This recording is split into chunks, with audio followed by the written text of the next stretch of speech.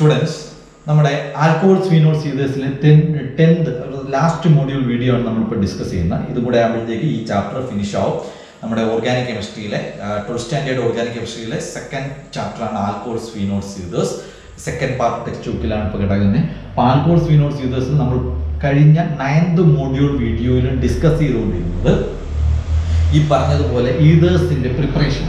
ഈതേഴ്സിന്റെ preparation നമ്മൾ പഠിച്ചു. Dehydration of alcohols വഴി നമുക്ക് ആരെ പ്രിപ്പയർ ചെയ്യാം? ഈതേഴ്സിനെ പ്രിപ്പയർ ചെയ്യാം. പക്ഷെ അവിടുത്തെ ടെമ്പറേച്ചർ എത്ര ആയിരിക്കണം?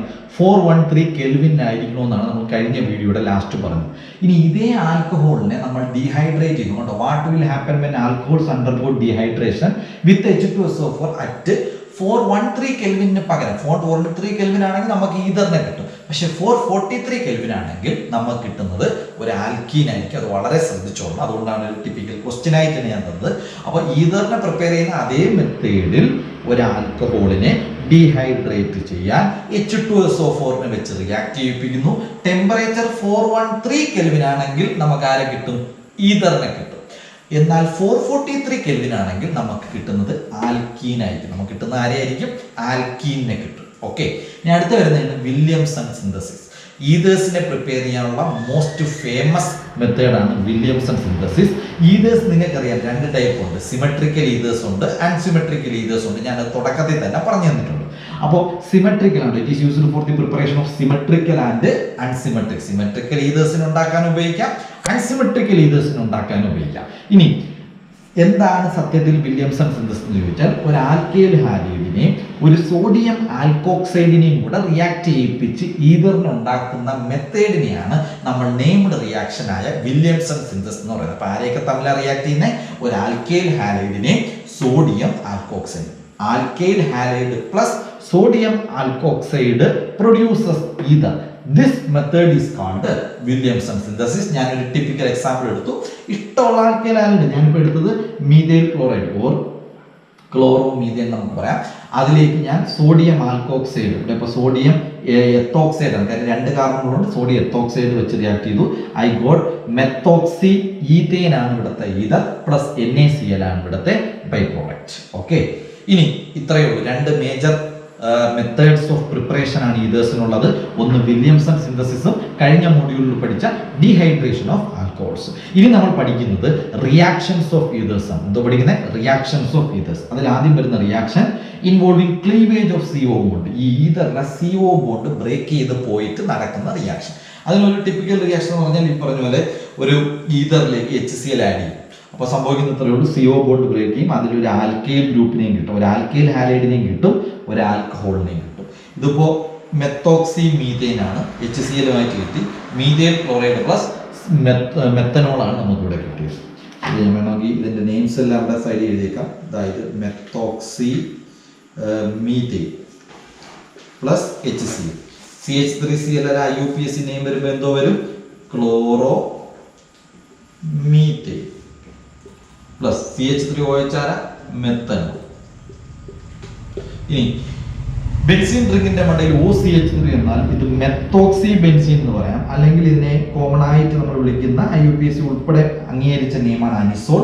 അനിസോളും HCl-ഉം കൂടെ റിയാക്ട് ചെയ്ത് കഴിഞ്ഞാൽ നമുക്ക് കിട്ടുന്ന ആരെയാ? ഫീനോളിനെയും കിട്ടും, CH3Cl. ഇവിടെ എല്ലാം സംഭവിച്ചത് ക്ലീവേജ് ഓഫ് CO ബോണ്ടാണ് പറഞ്ഞത്. ഇനി അടുത്ത ടൈപ്പ് റിയാക്ഷൻസ് ഓഫ് ഈതർ എന്ന് പറയുന്നതാണ് ഇലക്ട്രോഫിൽ സബ്സ്റ്റിറ്റ്യൂഷൻ. കുറേ ഉണ്ട്, നിങ്ങളിത് കുറേ ചാപ്റ്റേഴ്സ് കണ്ടാണ്, ഇനി അടുത്ത ചാപ്റ്റേഴ്സിലും കാണാം. അതുപോലെ electrophile substitution example halogenation, nitration, Friedel craft alkylation, Friedel craft acylation ഒക്കെ വരുന്ന ഇലക്ട്രോഫിൽ സബ്സ്റ്റിറ്റ്യൂഷനില്ല. ഇവിടെയും അതേപോലെ ഹാലോജിനേഷൻ. ഞാനിപ്പോൾ ഈതറായ അനിസോളിനെ എടുത്തു, അതിലേക്ക് ബ്രോമിനിൻ എത്തനോയിക് ആസിഡ് ആഡ് ചെയ്തപ്പോൾ അനിസോളിൽ ബ്രോമിൻ കയറി, പാരാ പൊസിഷനിലും ഓർത്തോ പൊസിഷനിലും. ഓക്കെ, ഇനി നൈട്രേഷൻ എന്ന് പറഞ്ഞാൽ ഇതേ അനിസോളിനെ എടുത്തു, H2SO4 HNO3 മിക്സ്ചർ ആഡ് ചെയ്തു, NO2 ഗ്രൂപ്പ് ആഡ് ചെയ്തു. നമുക്ക് കിട്ടുന്ന പ്രോഡക്റ്റ് 2 നൈട്രോ അനിസോളും 4 നൈട്രോ അനിസോളും. ഇത് ഇമ്പോർട്ടൻ്റ് ആണ് ഈ നൈട്രേഷൻ. കാര്യം മിക്കപ്പോഴും ചോദിക്കും convert anisole to 2 nitro anisole അല്ലെങ്കിൽ 4 നൈട്രോ അനിസോൾ. നമ്മൾ ഉപയോഗിക്കുന്നത് H2SO4 HNO3 മിക്സ്ചർ ആണ്. NO2 ഗ്രൂപ്പ് സ്ട്രക്ചറിൽ എൻ്റർ ചെയ്യും.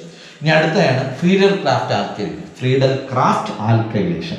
ഫ്രീഡൽ ക്രാഫ്റ്റ് ആൽക്കൈലേഷൻ ഉണ്ട്, ഫ്രീഡൽ ക്രാഫ്റ്റ് അസൈലേഷൻ ഉണ്ട്.